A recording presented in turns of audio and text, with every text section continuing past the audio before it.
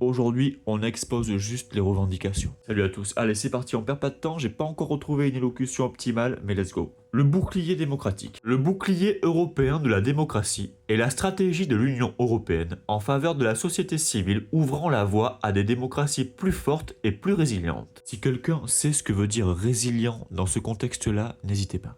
Ce bouclier contient des mesures visant à protéger les piliers essentiels de nos systèmes démocratiques. Prenez du coton, ça va saigner. Des citoyens libres, des élections libres et régulières, des médias libres et indépendants, une société civile dynamique et des institutions démocratiques fortes. Notre impératrice cosmique déclara à ce sujet: la démocratie est le fondement de notre liberté, de notre prospérité et de notre sécurité. Le bouclier européen de la démocratie renforcera les éléments essentiels qui permettent aux citoyens de vivre quotidiennement nos valeurs démocratiques communes, à savoir donc, et ce qui prolonge ce qui vient d'être énoncé, liberté d'expression, indépendance des médias, résilience des institutions et le dynamisme de la société civile. Source, site de la Commission européenne.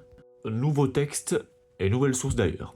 L'élection présidentielle roumaine de 2024 a marqué un tournant à la suite d'une manipulation massive des réseaux sociaux, attribuée à des groupes para-erratiques russes et documentée par les services de renseignement. La Cour constitutionnelle de Roumanie a annulé le premier tour pour préserver la sincérité du scrutin. Cette décision exceptionnelle a davantage été commentée que l'ingérence elle-même, tant on mesure mal l'ampleur des efforts déployés par Moscou pour faire basculer les pays voisins de l'Ukraine dans son camp. Pour autant, on ne peut que regretter l'annulation d'un scrutin qui doit advenir en tout dernier recours. Mais on aurait grand tort d'oublier ce qui est à l'origine de cette décision rarissime, une opération d'ingérence d'une ampleur exceptionnelle. Et avant de me permettre juste un petit commentaire à la fin, terminons.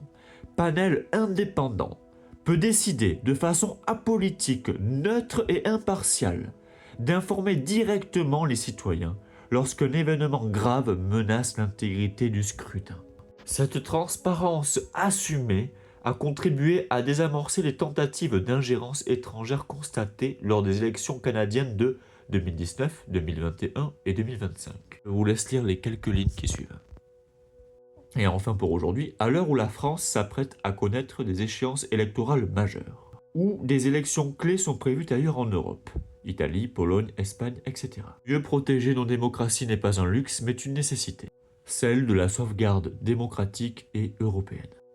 Moi j'ai bien envie de vous croire, le tableau il est alléchant. Mais bon, en guise de preuve, faut se contenter du néant. Donc on va juste étudier tout ça sans jugement.